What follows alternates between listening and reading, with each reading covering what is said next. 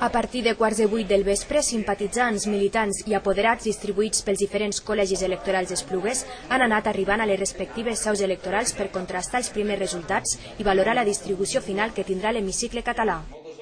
A la seu d'Iniciativa, tot i destapar ampolles de cava, els resultats no han estat els desitjats. Han perdut 2 diputats respecte als anteriors comicis i s'han quedat amb 10 representants.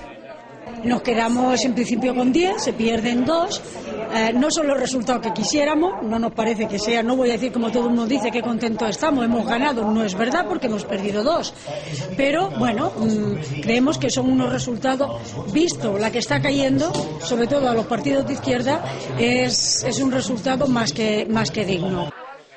A la seu dels populars la satisfacció es desfermava en saber que havien augmentat 4 diputats, el que representa tenir 18 representants al Parlament de Catalunya. Els millors resultats del Partit Popular en la història d'unes eleccions catalanes.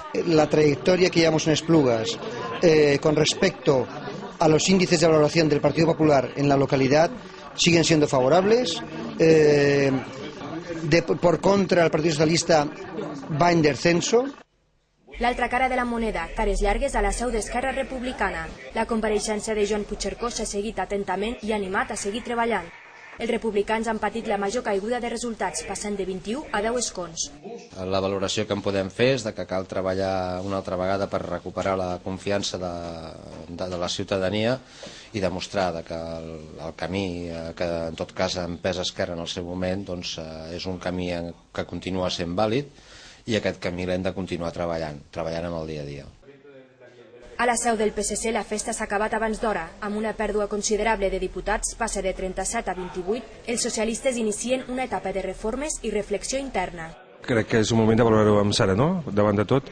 Hem fet una anàlisi de les circumstàncies que ens han portat en aquests resultats i a partir d'aquí prendre les mesures amb il·lusió, a tornar a començar a treballar per remuntar aquestes situacions que són adverses. Aquest és el joc de la democràcia. En canvi, a la seu de Convergència tot eren felicitacions. Amb uns resultats històrics a Esplugues i a tota la comarca del Baix Llobregat, els convergents guanyen 14 diputats i se situen amb una ferma majoria de 62 diputats al Parlament.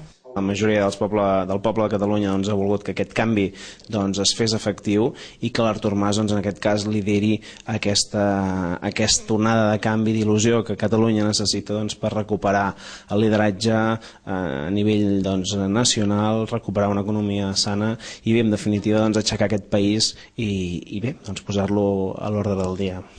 A 11:15 tocats i amb el 100% del vot escrutat, es posava fi a una llarga jornada electoral que havia començat a les 9 del matí.